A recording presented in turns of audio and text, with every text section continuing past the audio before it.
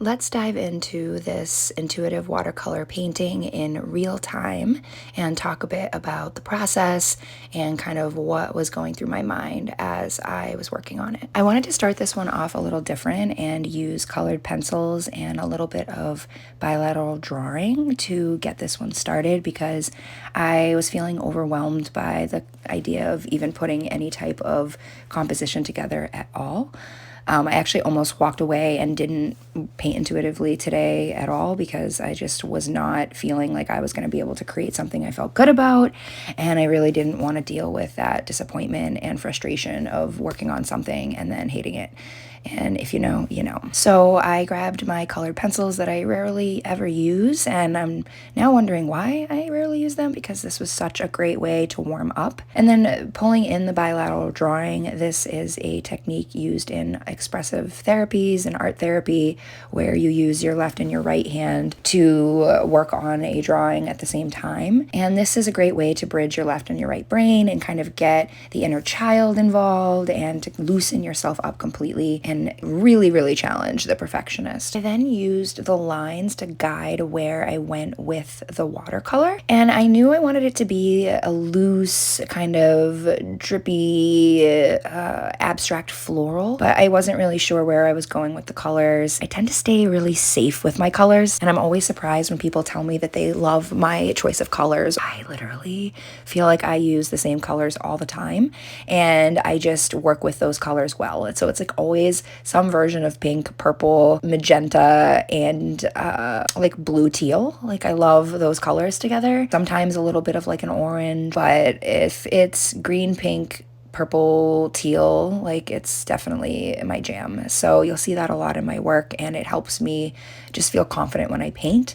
And slowly but surely I've worked in more colors over the years and gotten more confident with other color palettes, but I tend to stay kind of in my comfort zone. So you see that I kind of went in with some washes of green and darker green, and then I'm also going in with some more defined lines of green. I've learned that over the years working too quickly with watercolor does not result in work that I like, and so I try to really calculate each move. And what you don't see in this video is all the time I cut out of me just kind of sitting and staring and thinking about where I want to go next. So don't be discouraged by how quick this video goes by. I don't work this quick. There's a lot of hesitations and moments that are cut out for just the sake of keeping this an interesting video. But overall, a lot of what you see here is just me picking a spot and messing with it just a little bit. And I start with like very small gestures, and then I kind of get more confident as I see where that small gesture is going to take me. I've learned that if I go too quickly or too hastily with the watercolor and make too big and jerky of movements, especially in these types of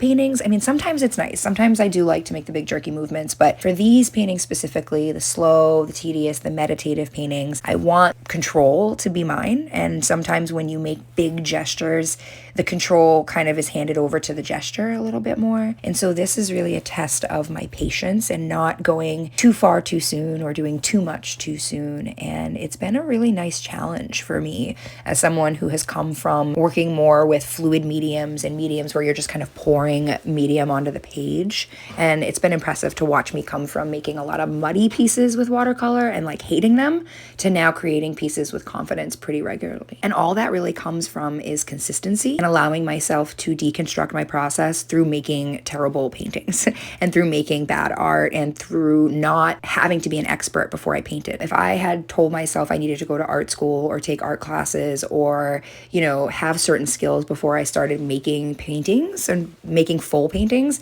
then I don't know that I ever would have gotten to this point, not in the way that I did, and definitely not as quickly as I did. And so I probably was a little boldly confident in the beginning.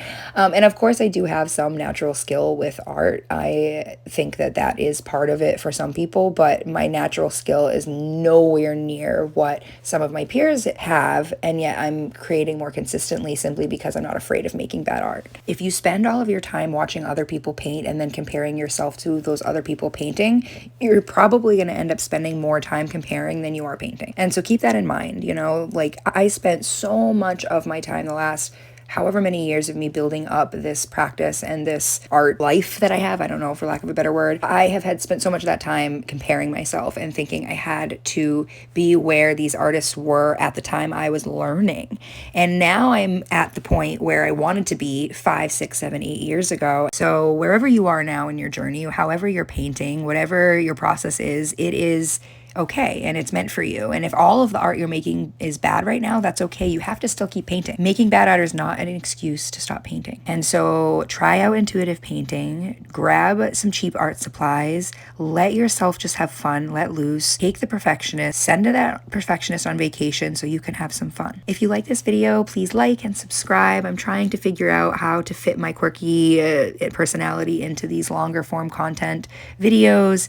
And yeah, I'm really enjoying sharing this process with you. So I hope you like this. I hope you're enjoying hearing more about my process.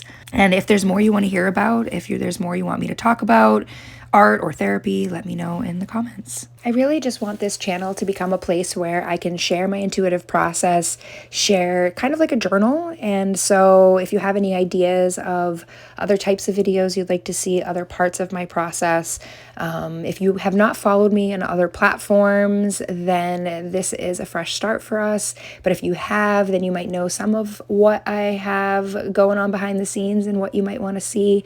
But for now, I'm trying to make this YouTube thing my own, and I'm trying not to emulate any other channels and just make it my own thing and see what happens. So I have no idea where this is going to go or where this is going to take us. But if anything, I just hope it helps us paint and feel connected in some way, because we all know that we need more of that right now, especially.